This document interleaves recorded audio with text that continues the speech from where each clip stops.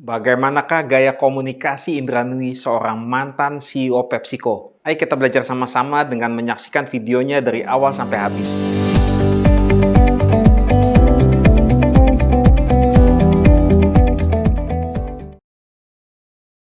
Indranui, seorang wanita India Amerika yang lahir pada tanggal 28 Oktober 1955 di Madras, India, yang sekarang dikenal dengan nama Chennai. Wanita yang berperan penting dalam restrukturisasi yang menguntungkan, sekaligus dapat melakukan diversifikasi produk minuman ringan Pepsi. Nui menjabat sebagai CEO dari tahun 2006 sampai dengan tahun 2018. Ia memperoleh gelar sarjana kimia dari Madras Christian College pada tahun 1976, sekaligus gelar MBA dari India Institute of Management di Calcutta 2 tahun kemudian. Setelah pindah ke Amerika di tahun 1980, ia memperoleh gelar master tambahan di bidang manajemen publik dan swasta dari Yale School of Management. Selama 6 tahun berikutnya, Nui bekerja sebagai konsultan bisnis terkenal yaitu Boston Consulting Group yang terkenal dengan BCG Growth Share Matrix-nya.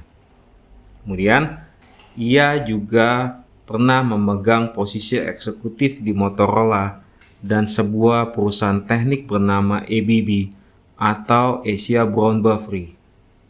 Nah, di tahun 1994, Nui bergabung dengan PepsiCo sebagai wakil presiden senior strategi dan pengembangan perusahaan. Di tahun 2001, ia diangkat sebagai direktur keuangan perusahaan. Akhirnya, di Oktober 2006, Nui diangkat menjadi CEO. CEO kelima dalam sejarah 42 tahun PepsiCo, sekaligus menjadi wanita pertama yang memimpin perusahaan raksasa minuman dan makanan ringan. Nui melanjutkan strategi yang menjadikan PepsiCo sebagai perusahaan consumer goods yang seimbang dan tidak hanya mengandalkan pada penjualan minuman andalannya. Di bawah kepemimpinannya, pendapatan PepsiCo meningkat dari 35 miliar US dollar di tahun 2006 menjadi 63,5 miliar US dollar pada tahun 2017.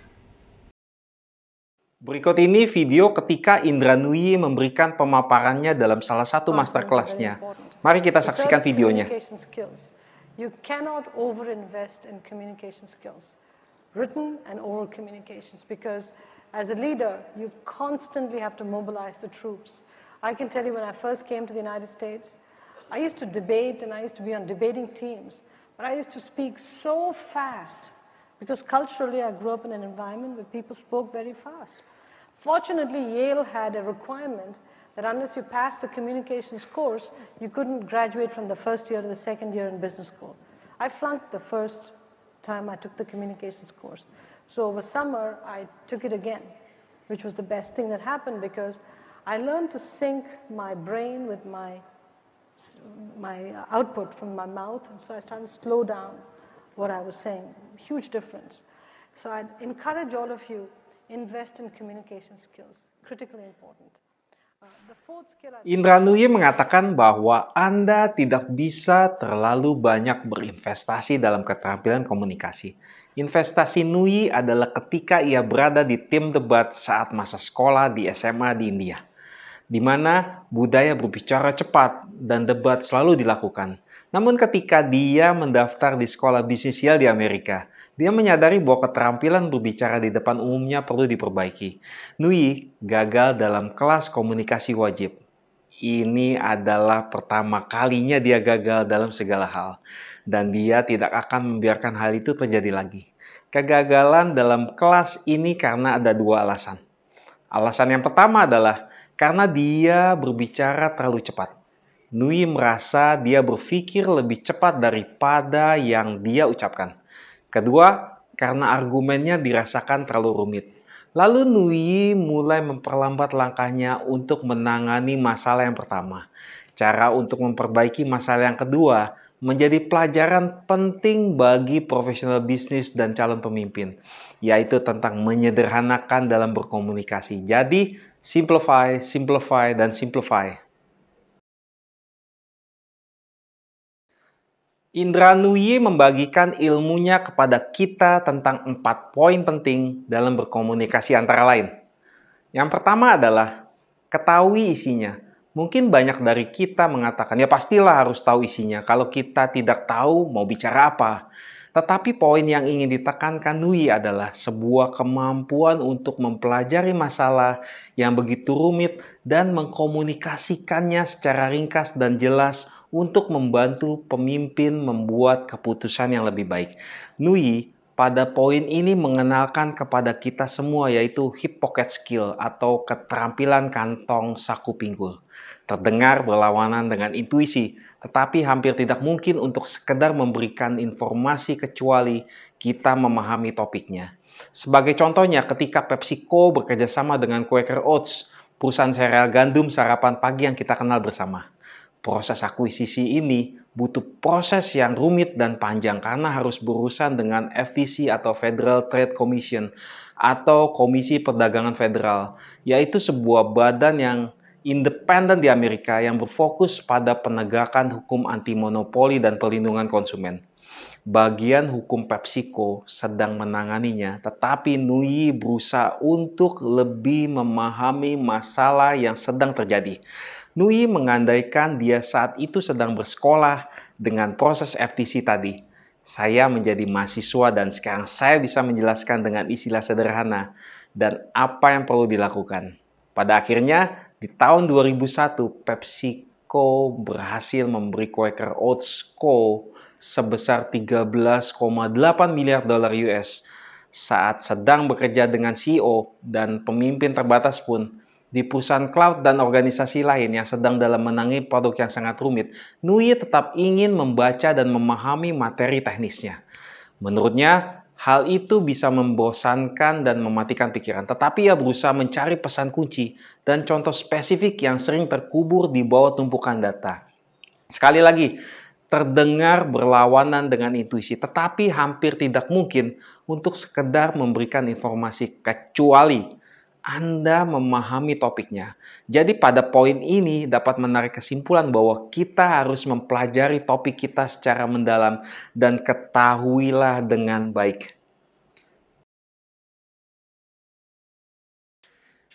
Yang kedua adalah mulailah dengan gambaran besarnya. Nui belajar bahwa menyederhanakan pesan berarti mulai dengan gambaran besarnya dahulu. Mungkin terdengar lebih baik bila kita menyimpan kesimpulan terlebih dahulu.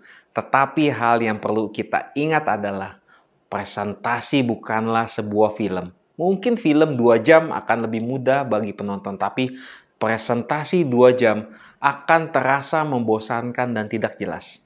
Menyampaikan maksud kita terlebih dahulu, lalu tindak lanjuti dengan alasan di balik kesimpulan. Seperti ketika kita ingin bercerita tentang membangun rumah impian kita sendiri. Kita bercerita bagaimana bentuk rumahnya, bagian-bagiannya, jumlah ruangannya, berapa lantai, ukurannya, fasilitasnya.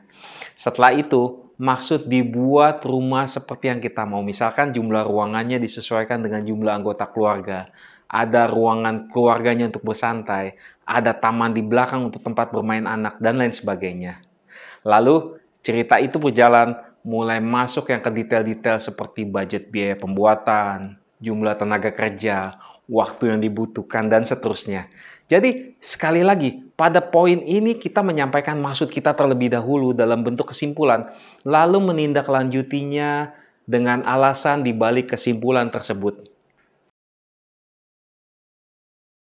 Yang ketiga adalah, buatlah pernyataan dalam jumlah minimal. Ketika menjadi CEO, Nui memulai inisiatif baru untuk PepsiCo dengan memperkenalkan sebuah moto perusahaan yang kemudian menjadi sebuah pilar-pilar untuk menopang strategi, fokus, dan tujuan perusahaan yang disingkat dengan PWP atau Performance with Purpose. PepsiCo adalah salah satu dari sedikit perusahaan global yang telah memberikan kinerja keuangan yang unggul, sekaligus bisa memenuhi kebutuhan pemangku kepentingan secara jangka panjang. Performance with Purpose memiliki 4 pilar yaitu, yang pertama adalah financial sustainability, yaitu memberikan keuntungan finansial yang unggul. pilar kedua yaitu human sustainability atau mengubah portfolio produk dengan membuat makanan dan minuman yang lebih sehat dengan mengurangi gula, garam, dan lemak dalam produk PepsiCo. Kemudian pilar yang ketiga yaitu environmental sustainability, yaitu soal kelestarian lingkungan dengan membatasi dampak lingkungan dengan menghemat air, mengurangi jejak karbon, dan limbah plastik perusahaan.